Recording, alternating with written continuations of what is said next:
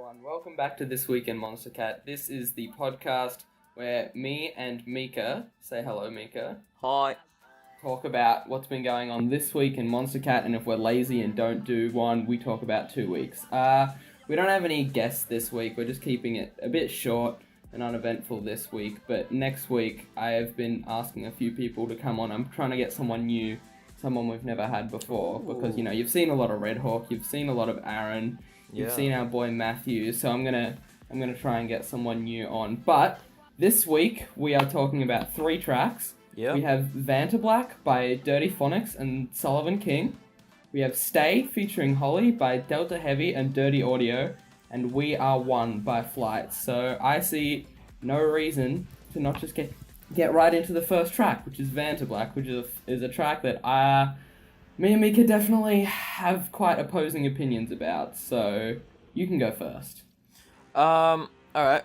Well, I've only heard this track a couple times, but I know that the intro is, like, one of the fucking coolest things when it comes to, like, dark, badass stuff on the label. Yeah. It's so cool.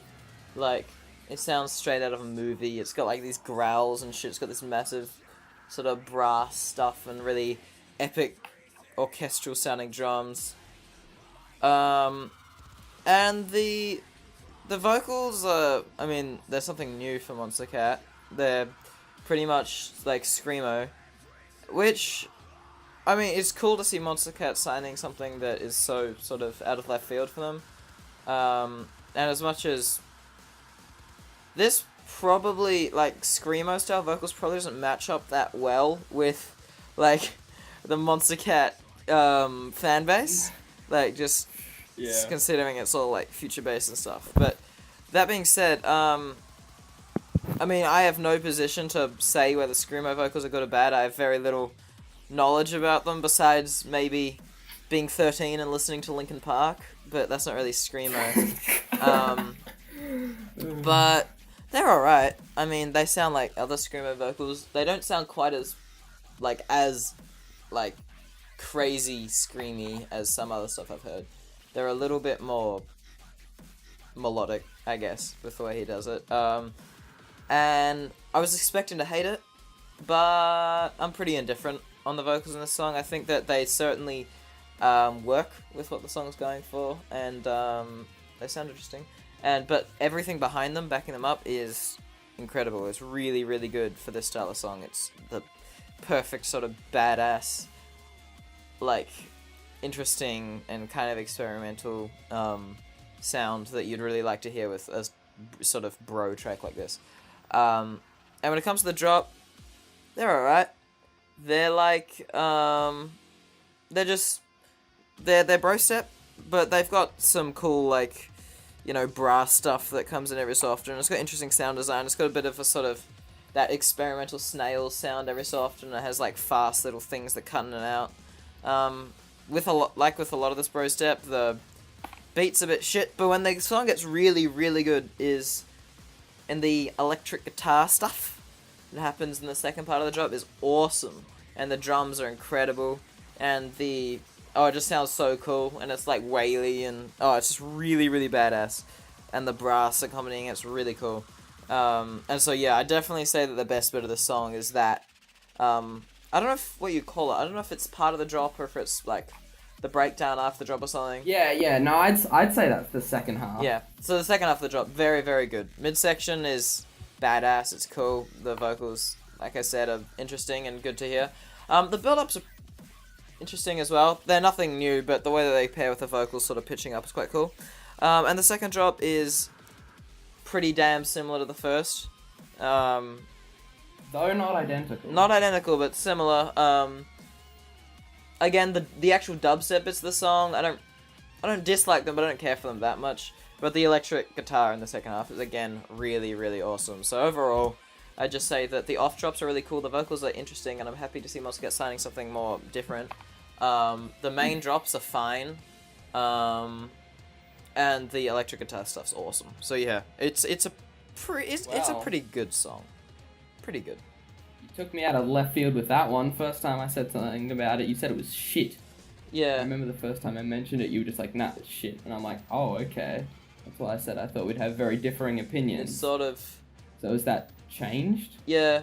When I first heard it, the vocals took me off guard, and I found the drop really boring. I think it took... I think you're not the only one that it took off guard. I think most people would have probably felt that way. Yeah. But, like, I think the thing that really raises this song above average is, like, this could easily have just been another bro step song. It would have been fine, and it could just had some screamo stuff, and that would have been interesting. But he really, Dirty Phonics really actually put the effort in with making the off drops really, really badass and really cool, and doing something really different with that guitar section. So, as much as it's not my favorite track ever, I totally respect it being, generally pretty damn creative for this style of music, and especially coming from an artist like Dirty Phonics, I wouldn't expect that sort of level of creativity. But yeah. That's my thoughts on it. What do you think, Pete? Well, I'd have to, like, ditto a lot of what you say, but just, like, turn up how much I like it. This song is easily one of my favorite songs on the album. Ever since I heard the preview on the podcast, I was just like, oh my lord. Like, the first time I heard it, I was like, what is this? I thought it was shit. But time has really turned it on me. And, you know, ditto the whole thing about the, like, badass intros. It's good to see a track that's, like, 4.5 minutes long, which is, like, a minute longer than the average Monstercat bullshit. Yeah. But now the one point where I definitely think we differ most, which is the drops, I absolutely love them, because bro step is a thing that most of the time I don't like, but the one key element that a lot of it doesn't, you know, do very well, which if done well really works, is a variety of sounds. I really just hate the whole one sound dubstep thing. Yeah. But this song, throughout all of the drops, from bit to bit, every sound is different, and if they use the same sound, it's got a different pattern going on, which is what really keeps it interesting for me. And the whole guitar bits, I thought you were going to hate that, Mika, to be entirely honest. I thought, because, you know, you're not really much of a electric guitar kind of guy from what you've told me before. No. But, I just think it works really, really well within the context of the song. And as much as that's, like, that sort of that style of, like badass rock and roll guitar thing I normally really, really hate, it doesn't go too far in this song, to sound sort of, like, cheesy, and I reckon it just sounds... Yeah. Like, it's not 100% up my alley, but it's well produced, and it is something new. And, like, I'm sure people have figured out through listening to the podcast, all I look for in music a lot of the time is just creativity and new things and cool sounds and things, and I think that is definitely something that's creative. And that's what elevates a song from being, you know, another bro step song, is the amount of creativity going on in it. Even if I don't love it, I still would rank it as a really fucking good song. Yeah. The context of the song is something you could bring up in support of almost everything about it. That's what makes it special. Yeah. The reason that I think the bro step stuff even still works as well as it does is it feels like, you know, it appropriately builds to it. It feels like it takes the time to, definitely, you know, set the scene of this is going to be a heavy and dark and badass kind of song. And that's why I think when it gets to that drop, because of the context of everything around it, it works so well. And I think that works for the whole guitar bit as well. Yeah. It's and, not... like, the guitar bit in the second drop, oh, my lord, it's so cool. Yeah, it's not like Got Your Love, which sort of, like... No, that is literally the opposite of this. Yeah, it's not very committal to its theme. No. Even though I like Get Your Love a lot more than this song. It's ironic. It's interesting that they're by the same artist as well. Well, talking about those two songs brings an interesting comparison, because I think that the one thing that this song's lacking when it comes to the dubstep parts of the drops is, like I said, I find the beat really underwhelming. Like, I feel like what wasn't nailed in this, which is something that Riot, I think, does really well, which is what makes Riot probably the best bro step artist out there today, is he really knows how to, even if it's still just your repetitive kick, you know, just like two drum beats, two kicks or two snares, whatever you call them, just kick sort of dubstep thing. Riot is always able to give those kicks a lot of power by using sidechain really effectively, which is like dropping certain elements of the song out just when the drums come in so that they sort of sound more powerful and like they're cutting through the track. And so yeah, Riot does that really well, and then this track, the sort of beat just sort of falls into the background, and I don't find that heavy or impactful, or like it really drives the song and makes it like a really good head-banging song, like a lot of Riot's dubstep is. I feel like that's where the dubstep sort of falls short. I don't know. Yeah, and I think another thing to be appreciated in the song is the amount of changing up that it does. It starts with a very dark, brassy intro, then it has that awesome little drum thing, which I absolutely love. Then it brings in the vocals, then it builds up. And, like, the main dubstep drop is quite short compared to a lot of drops. And then it goes into the guitar section, and it just feels like this song does a very good job of constantly, as soon as you might be getting bored of something, changing it up, which is very appreciated, especially because it manages to do that in a song that's longer than 3.5 minutes as well. So that's pretty much all I've got to say on the song. The guitar reminds me of some of the music you hear in The Binding of Isaac. Some of the guitar that was used in The Binding of Isaac. And even though, if anyone knows The Binding of Isaac, I feel like Rebirth had a much worse soundtrack than the original. Some of the electric guitar stuff in that song, in the soundtrack for that game, is really, really cool. Yeah. And this song sort of, it was not what I expected, and at first that made me think it was bad, but now it makes me think it's good. So yeah, Vantablack is it's a good dubstep track. Alright, well then, let's move on to the next track, which is Stay by Delta Heavy and Dirty Audio, and I'll go first since you went first last time. If there's one thing that I know me and Mika agree on, it's that the off drops of this track are completely forgettable, especially the vocals. Yeah, are they're like have absolutely no unnecessary. In the Yeah. However, that being said, the drops are really, really, really good. Yes. They're like. They're very, because the off drops are just pointless. They don't really match the off drops, but if you just appreciate them for what they are, they're very, very well done. And it's what you'd expect from Delta Heavy, honestly, from Dirty Audio. Is this his from debut what we've heard on the of Dirty label? Audio before? Yes. Delta Heavy has never made. And what did Dirty Audio do? Was he the guy who made Gorilla Glue? Gorilla Glue, Roller Coaster with Max Styler, and Alien Cookies. Yeah. Those have been his 3 releases. Yeah. Yeah, I agree that the off-drops are pointless. I mean, like, the off-drops aren't badly produced. The vocals aren't. She's not a bad singer. Like, I think that she does a better job than a lot of vocalists. But, like, they sound like they'd fit way better in almost any other track than this one. Like, it would fit way better in a future bass track or in sort of like an indie dance track or... something like that. But here, and I know some artists like to use contrast to make things stand out, but there's not a stark enough contrast for this to make... Because all it does is it makes the drop stand out and make the rest seem really mediocre. Instead of making one seem really cool and the other seem really cool in a different way, it's just one's really good and the other's, like, nothing. The off drops are very misleading, that's for sure. Yeah, it makes you think it's going to be a very melodic the scene song. At all. Yeah. Yeah. But it is far from it. The drops. This is... I've heard quite a bit of Delta Heavy stuff, but I'm going to be honest, this is the best thing I think I've ever done. The drops are so good. The way that... They have a bit of like a... Not even a bit, they definitely feel like a build-up drop in the way that the main bass sort of ramps up, which I know Pete is a bit hit or miss with, but I've generally really liked that style if it's done in an interesting way. Grind. And here, I think it's done amazingly. Grind is awesome. No, it's terrible, but I kind of like it. And this song swaps between dubstep and drum and bass quite often. I think this is it's drum probably step, drum isn't it? step. Yeah, it swaps between drum step and drum and bass, which is nice.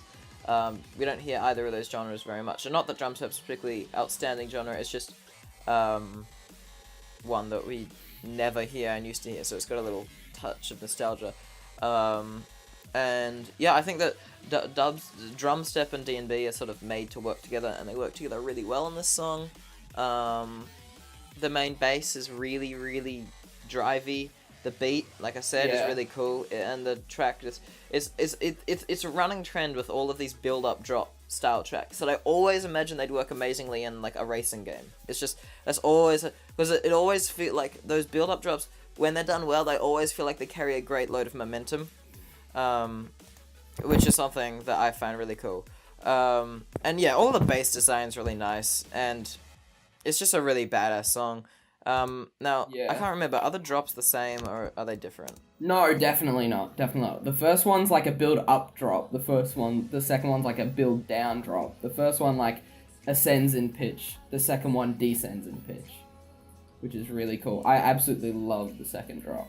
Yeah, it's cool. Like, the first is really good too, but overall, I think the sound design is what carries this song more than anything. It's got good the sound design and the way it switches very seamlessly between drum step and DMB are the two things I really like about it. Just because the noises, the growling noises, are just really, really well done. And they sound drivey and satisfying. And every time that the genre swaps, there are these like little sort of drum roll bits in between, which remind me a lot of the little bits of D&B that are spotted throughout Insignia by Muzzy.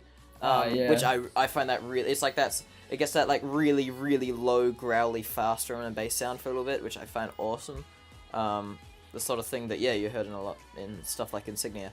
And, overall, even though the off drops, like, do nothing for the track, the drops are so good that, like, this is easily my favorite track of the week and one of the best tracks on the album so far. I fucking love this song. That's about all I have to say. It's great. And this, it's really, really good. So, with that, we'll move on to the final track of the week, which is Jesus. We Are One by Flight. Now, I wanna briefly talk about this one. I know I went first last time, but I want to briefly talk about this track. Flight, from everything I see from the outside, just seems like, a bit of a generic. He's on Liquidity. DMV producer.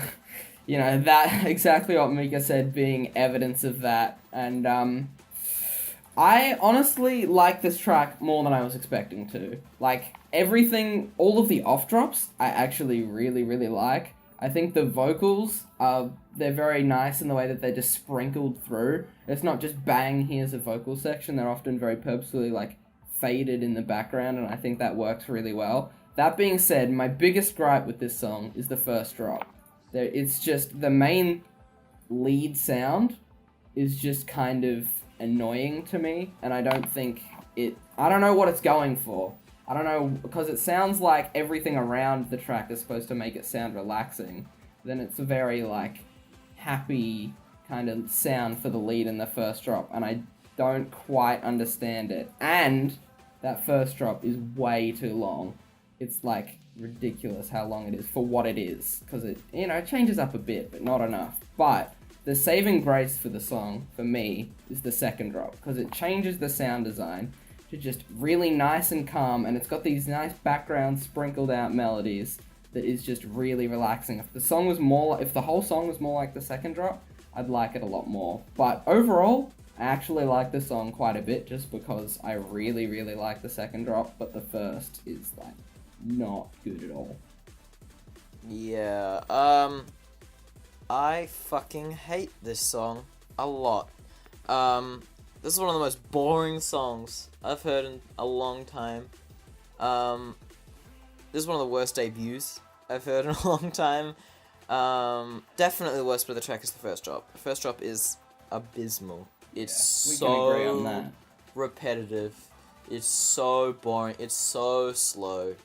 It's like, this song sounds like the shittiest Ramses B DNB I've ever heard. And he's done some shitty DNB. Like, Rainbow Road. Like, this sounds like, if he had have done DNB on the Rocket League compilation, this is what it would have sounded like. Even though I know that the song he actually did on the Rocket League compilation was quite good, but, like, with the running trend of how that album worked out, if he had done DNB, I reckon it would have sounded a lot like this. Boring, repetitive, 10% of his effort, nothing, just... The intro to the song, the vocals are, I mean, as much as I always say I like it when vocals are just nicely, they're not like the forefront of the song, they just put everywhere, like, throughout the song. That doesn't mean that the vocals can just be completely pointless. Like, the vocals in the song, they add nothing to the, at least to me, they add nothing to the narrative, if I can even say that, of the song, to the what it's trying to do. the vocals are just completely flat. The vocalist himself is really boring. He draws it out really long, and he only ever says one thing or two things. He says, "We are one. We can pull through it together," or something. And he repeats that like 15 times throughout the song. And yeah, intro is boring as hell. Vocals suck. First drop is so terrible. I hate it so much. It's so, like, I'm sure if you had asked me 2 years ago, I'd have been like, this is a really nice, chill drum and bass song.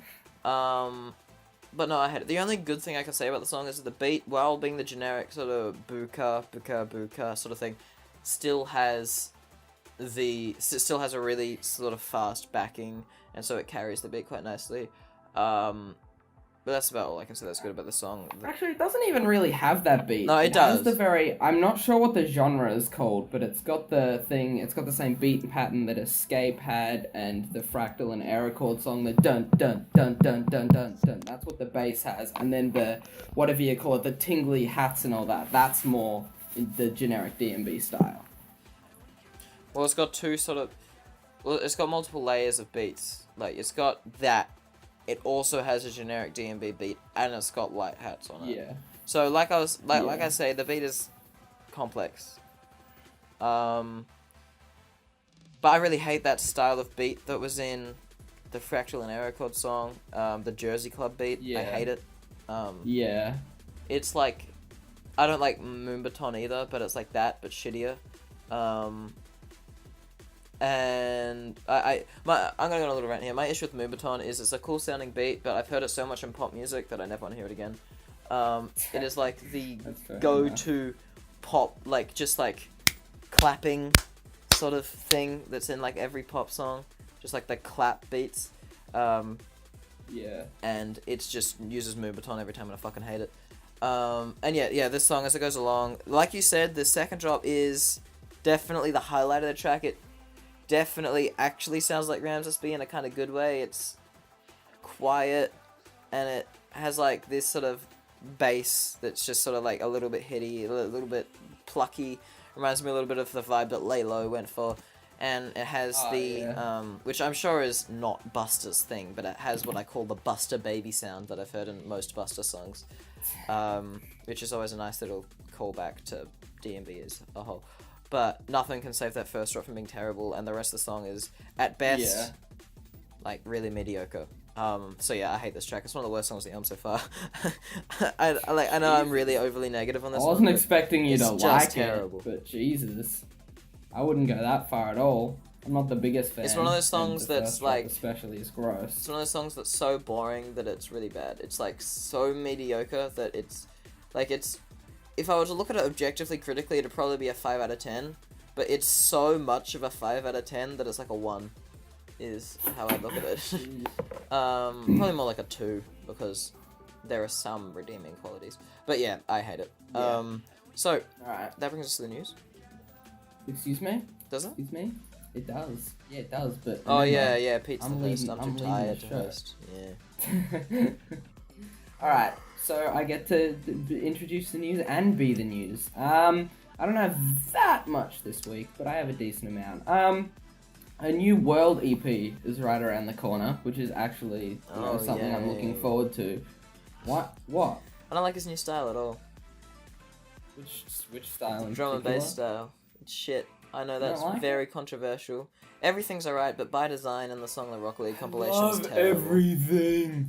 Everything's I love alright. everything. I like the guy's voice. But he's very British. I want him to I make like more By of The Design Fighter. The a- Fighter is the best world song. I fucking love that song so much. So underrated. But I like By Design, but I do think it's quite an overrated song. Oh like, my people God. love it It's like so- it is. It's like we... Like it is it's the like, it's golden like we're, sunshine. We Won't Be and it's Alone. like, Jesus Christ. Oh, yeah. It's so fucking overrated. alright, it's better than We Won't Be Alone. I'll We give Won't it Be that, Alone has but guitar. still. So, no. No.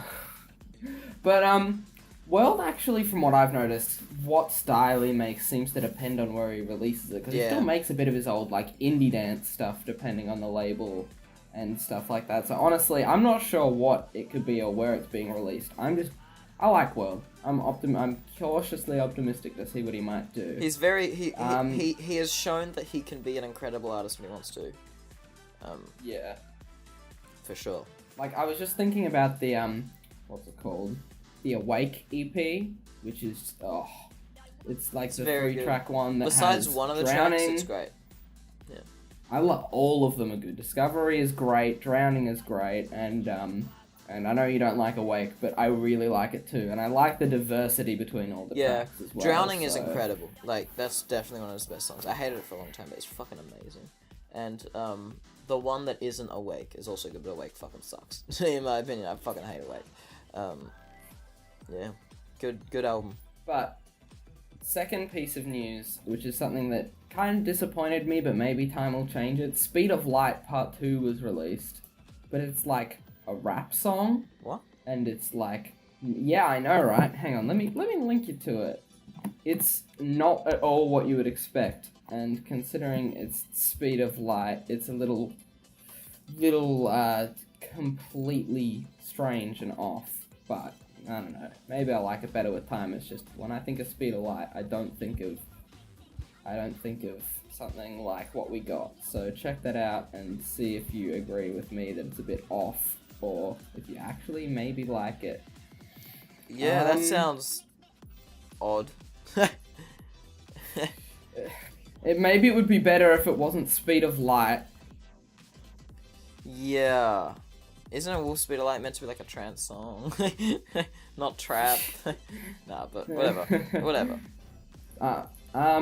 Something that excites me very, very, very, very, very much is Laszlo says he's coming back. He's coming back to the world of releasing music and making music and all that stuff, which is very, very, very, very good, because he's one of those artists that's proven that he can do, like, anything. He's done quite a bit of different stuff. He's brothers with World, right? I think...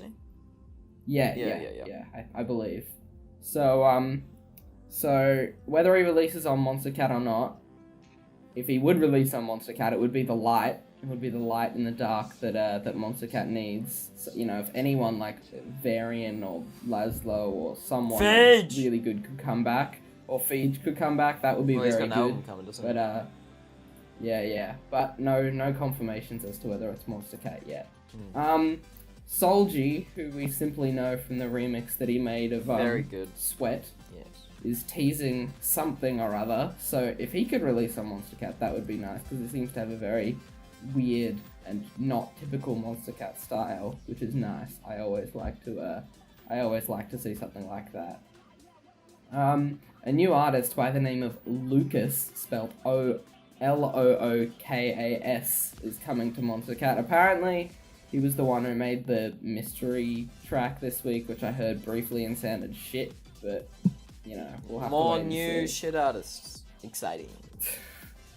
Also, an artist called Zach Waters is coming, who I know literally nothing about, so I'm not excited or scared for it, but very boring I'll be sure to check out some of their stuff too. Yeah, it's like Mitchell Claxton. Very interesting name. But, then the last piece of news is that Pegboard Nerds revealed that the track Heaven Let Us Down is coming to Monstercat, which, after, was it Matthew last week, said something about, please be about the Neurofunk Neuro version. Yes, please be the Neuro version. If that's something we can have from Pegboard Nerds, I would like that a lot. Right. Please do that. I know, but put 2 and 2 together. It's Pegboard Nerds. They're releasing on Monstercat. It's being made within the last year. It's gonna be fucking Bro Step. It's gonna be the Bro Step version, not the Neurofunk version. But if it will be a very nice surprise if it was the Neurofunk version, because god damn it, we need more Neuro. Like, Monstercat has a good Neuro catalog, but we have very little of it. Yeah, Proto, come on. We need you. We need you now more than ever. Stop releasing subpar songs, such as the one that a lot of people really like. What's that one, his most recent one? The DMB one? Yeah. What's it called? The one that it's you not love. his most recent one. The one that you love. But, wait, are you talking about No Turning Back? Yes, not that great. No, I don't love that song. Really? Oh, I thought you really, really loved it. I thought you were talking about Echoes of the Past. That song was also okay. I most definitely. It was not as good as Genesis, but I love that song. It was good, but I think after hearing Genesis and As good as I'd want Asymmetric, it to be. I don't think I'm ever going to be able to get him to top anything. Because those two songs are so good. Alright. Well, that brings us on to the Monstercat track of the week. This is the segment. Wait, where wasn't there a we bit of have news? last week- Wasn't there another bit of news involving Varian? No.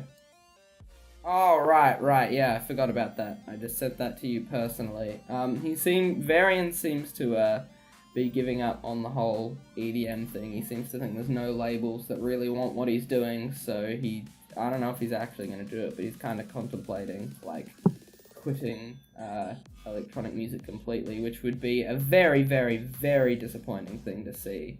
And that would be please don't do that. Yeah. That would be terrible. I mean, he's only my favourite artist in all of EDM. Which now that I think about it, it's probably changed, but he was for a long time. And Yeah. I'm gonna miss him, buddy. I don't want... As much as Prayers was incredible, I never thought that would be his last thing, you know? That would be very sad. Yeah. But, it would be good to, see him, his last EP album thing be something of that higher quality. That's true. But, he hasn't confirmed it. He just seems to be thinking about it. And, artists like 7 Minutes Dead, he was very down for a long period of time, and then he came back with Orbiter stuff, so... nothing's set in stone yet, but... Yeah, but the thing about 7 Minutes Dead is there wasn't any higher power that was, like, disabling him from making music. Because with this tweet, he's like, yeah, no labels want me, so there's not much I can do. Yeah. Because self-releasing is not easy. No. But we hope for the best, Varian. Yes. We hope you'll find somewhere you can release your stuff. We really do. Because whether labels want it or not, we definitely want it. And when I say we, I don't just mean me and Mika. I mean much of the Monstercat and EDM community at large. So we're here, we're ready, and we're waiting to love whatever you have to release. Yep. But with that sad piece of news, we will move on to the Monstercat track of the week, which, as I almost introduced before, is the segment where every week we talk about a random Monstercat compilation album from 1 through the 28, and we choose a track to talk about that we think is good, we think is bad, we think is interesting, any reason we might want to talk about it. We talk about it, and then we choose a random album for us to talk about next week. Now, the album that we talked about last week was 22, and when we randomly chose the track for this week, it was Monstercat 028 Uproar. So, without further ado, which one of us would like to go first? Because I have not chosen something yet. Personally. Monstercat Uproar, which one's that, 28? 28.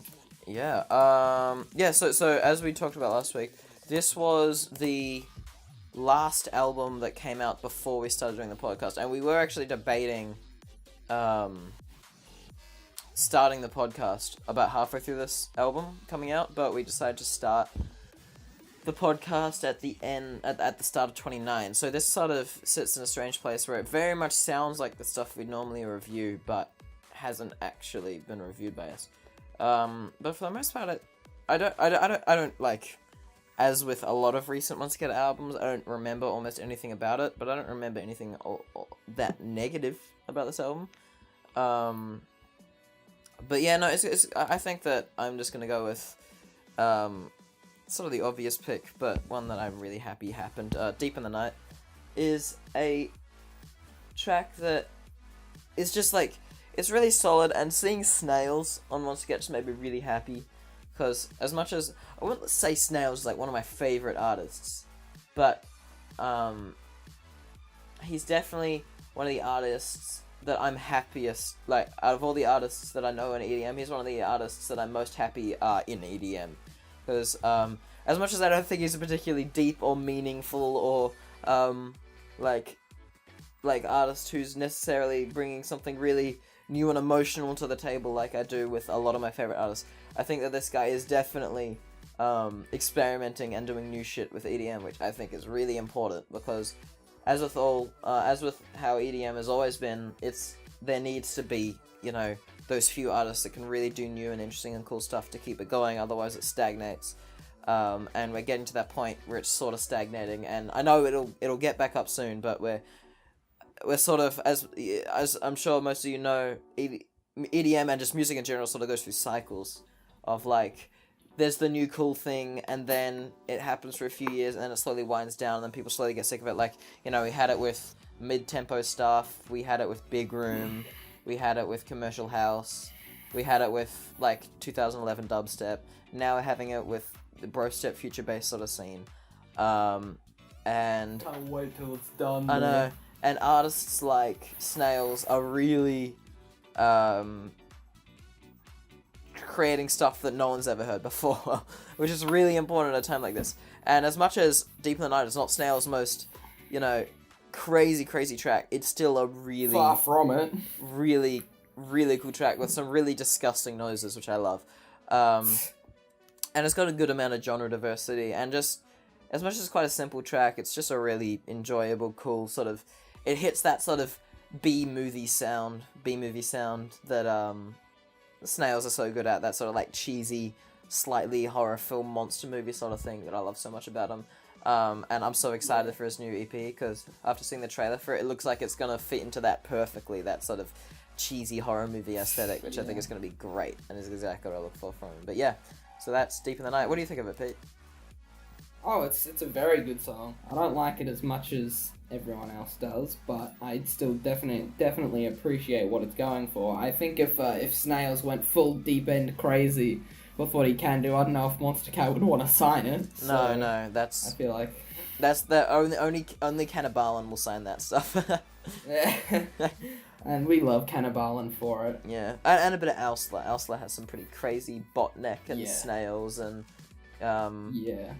Getter stuff, which is good. If anyone's seen the Getter music videos on Alsler, they're really funny. They're awesome. But yes, good song. Oh, what do you want to talk about?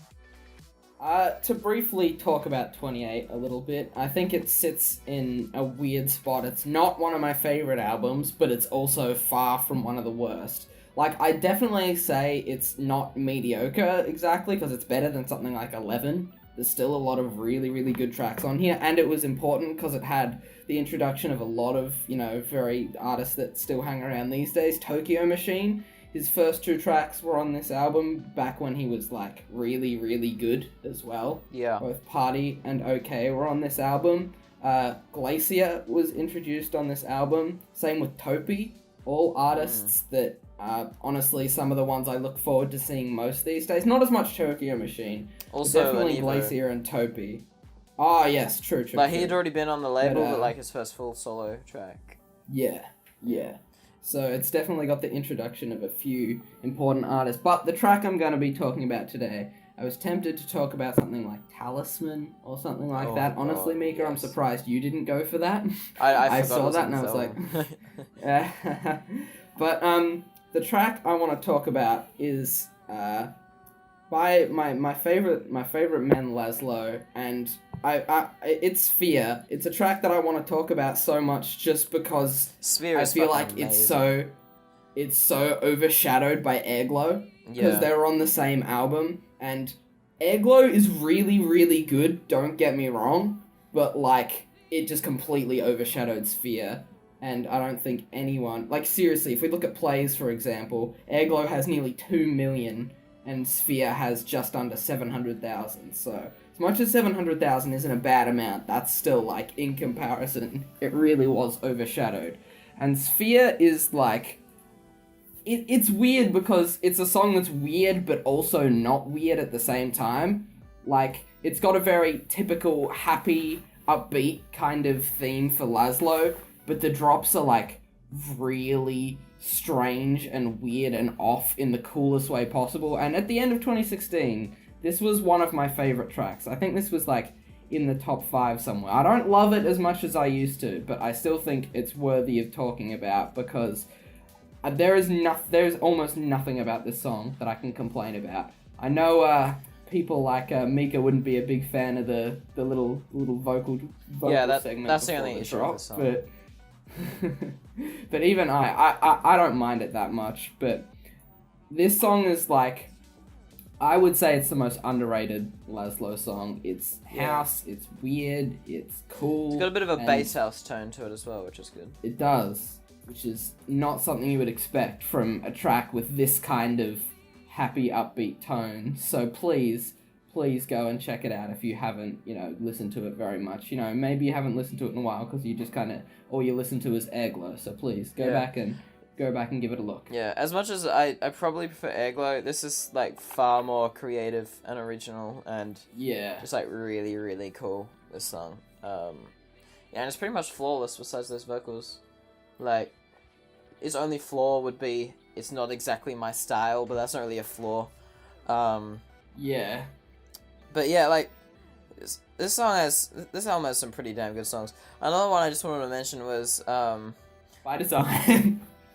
No, I don't want to mention that. But fucking, there was this tiny period. Ready for us? There was this tiny period at which Project 46 was really, really nice. And there are like only 2 songs that fit that, but it's Stars and the one that was on the album before this, Signs. Those 2 songs are so nice.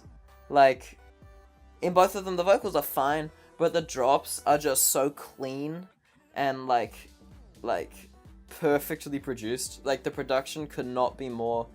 Like, this is as good production quality as you could get. Like, it's the sort of production quality you get out of someone like Deadmau5 or Zed or Skrillex or any of those like massive guys.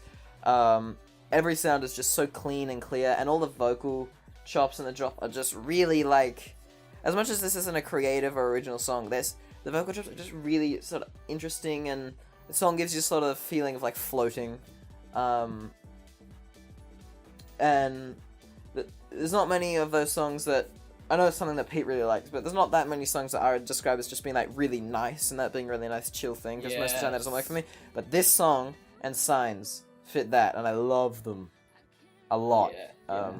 What do you think of Stars, Pete? I don't give a shit about it, to be honest.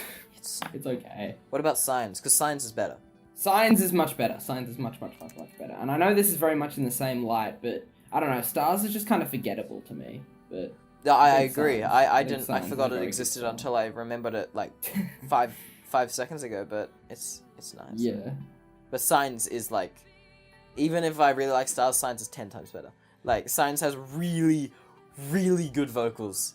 Like Haley is fine in Stars, but Signs actually has like some of the best housey sort of poppy vocals I've ever heard, which is not something I normally compliment. But here, they are so beautiful and so just like, as much as she has a poppy voice, it's not like in the generic way. She has this sort of beautiful sort of, I don't know the word to describe it, like sort of, like slight bit of raspiness to her voice, which is, I find, like, it's sort of like the voice has sort of slight imperfections in it, which I find just really beautiful and really cool. And it's a very sort of open and raw and emotional sort of sounding vocalist, which are not often things I compliment. I'd often find that really cheesy and annoying, but here I just think that it's so beautiful, and the drop is just, words cannot describe how much, how beautiful the song is. Yeah, Signs, very, very, very good. So before we move on to finding what the next album is, we can't forget sitting right down the bottom at track number 30, Highlight by Resonate. Everyone's absolute favourite track. Yeah. Very, very good song. Last and least. God, Jesus. Yeah, that is one of the... I'm so angry Monstercat signed it. What purpose... What reason is there that this song should be on Monstercat? I don't understand. I'm unhappy that it was Resonate that made it of all Oh people. god, the same guy that made I love friggin' Resonate. Prelude EP made this shit. Fuck I me. know! And the fucking, and the, whatever it's called, Rebirth EP, which is also very, very good. But then he went on to do this. Yep. But, Canvas Part 2. Don't be R&B. Yes. That'd be so sad. That would hurt. Oh god, I think that would That would make me Pete give up a lot. forever. I would give up forever. But anyway, to find the next album that we will talk about next week, I will go to Random Number Generator, which I already have right in front of me because I'm just that prepared, and we're going to talk about album 13. So Next week, I'm sure it's going to get to the. I'm sure it's going to get to the point where we've talked about some... Like, by this point, there's only 28 albums for us to talk about. We've made, 30-something episodes. I'm sure you'll find us talking about the same albums a lot. That being said, if we only talk about one track each time we find an album, if we get the same one again, which probably won't happen for a course of, 20 episodes, if we get the same one again, we'll just talk about a different track to make things easy. Yeah. So, 013 is the album for next week, and this brings us swiftly on to the last segment of the podcast, which is the Non-Monstercat Track of the Week, where everyone on the show, which is this week just the two of us, choose a non-Monstercat track and just talk about it and recommend it for you guys to go and listen to. So, Mika, you have something prepared? Yeah, well, I've been listening to a lot of music. A lot of new music this week. I've, because Xavier's been talking about it a lot, I've been listening to a lot of Camellia stuff, who is just the most insane artist. And the song I want to talk about is from, I think I've recommended other stuff by Camellia recently. And I recommended the Cyphersonia. Yeah, there's been 3 weeks in a row. 3 weeks in a row someone's recommended the Camellia track. So cool. Honestly, it's so good. So I know last week or maybe the week before, I was talking about Cyphersonia, which is quite a dark album, quite an experimental album, and very, very heavy. And that album is cool. But yesterday I listened to Crystallized by Camellia, and the album is, just to listen, it's got bass house, hardstyle, hardcore, drum and bass, neuro stuff, happy hardcore, which is actually good. It's got drum step, it's got normal house, it's got and it's got complextro, and it is one of the coolest things I've ever heard. And the song, I know I've already, actually suggested a song from this album before, a long time ago, the title track Crystallized, before I even knew anything about Camellia. But I want to suggest a track called Amorphous by Camellia from the Crystallized album, which is this complextro track, which I'm sure will make Pete happy. But it is this 6.5 minute complextro track, which is just... No, that's not the complextro one. Shit. Well, I'll talk about this one anyway. This is a 6.5 minute house track, which is, yes, the chillest track Camellia has ever made. I don't know how he even made this, considering all his other music, but this song is it's like, the first drop has a very, very minimal design. It's very cool, but the intro is really nice and stuff, and the second drop for house is so complex, and there's so much going on, and it's just a prog house song that builds really, really well and adds a lot of shit, and it's very cool. And per usual with Camellia, he's just managing to stack so many sounds into such a small time at once and making it sound so cool. And his melodies are so incredibly designed. Like he must have taken a course in classical music or something to make melodies that are this beautiful and winding and complex and interesting, and the swap between so many different tones and feels without feeling jarring and just working so well. All of his music just feels like an amazing, massive journey, and it just fits so perfectly into that new Alan Moore, Camellia, bits of Varian, frequent, culprit sound, that artsy, heavy, amazing, complex sound that's been happening recently, which I just love so much. And so yeah, Amorphous is amazing. It's a very, very, very good Camellia track. Sounds very good. I'll have to give that one a listen. Yes. Didn't expect to hear the words house and Camellia in the same sentence. And the first drop's so minimal. It's great. I'm very optimistic. But the track I am going to be talking about, I'm going to take both you and I, Mika, back a long way to the very beginning of 2016, apparently, according to when I added this song. Being back when I very first started using Spotify. In fact, I think I started using it, if it says here December of 2015, it's kind of even hard to think back that far. But this track is a good old classic by an artist that back at the time the name meant nothing to me, but it's funny to see that it's by this artist now, which is by Riot, and this is the good old Jazz Cat Funk. I'm sure we've suggested this before. I don't think Really? so. I don't think Well, it's worth suggesting twice, even if we have. It is a song by the good old-fashioned Riot, who we now know and honestly love, because He's I like incredible. Riot quite a bit for tracks such as Disorder and other tracks that I can't remember. But Jazz Cat Funk is not bro step, that's for sure. It is a glitch hop track, which is something I always am ready to see, with a very cool theme, and as you'd expect from Riot, very, very cool sound design. Once again, a very different sound. This song's from, like, unsurprisingly, from all the way back in, like, 2014, was when this song was released. So, unsurprising to see glitch hop back when people actually made it. It's kind of sad to see it gone, but why not, go back and enjoy the times where it was a good thing. It's got a very cool theme. It has, like, a jazzy theme, but somehow it makes it jazzy and badass at the same time. Yeah. Which Like, I don't is a often very like strange jazzy thing to stuff see. at all. Like, but I can speak and say that this song is, it does it so fucking well.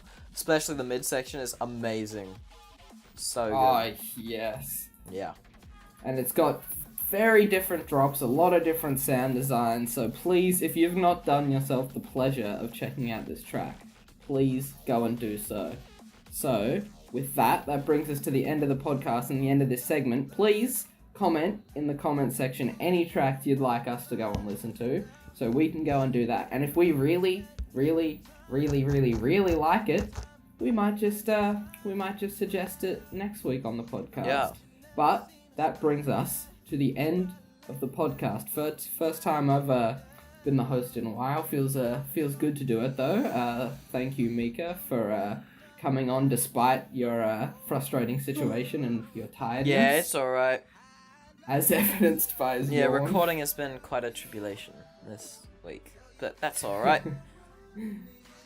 But we will see you guys next week with hopefully a guest. Goodbye. See ya. Your name.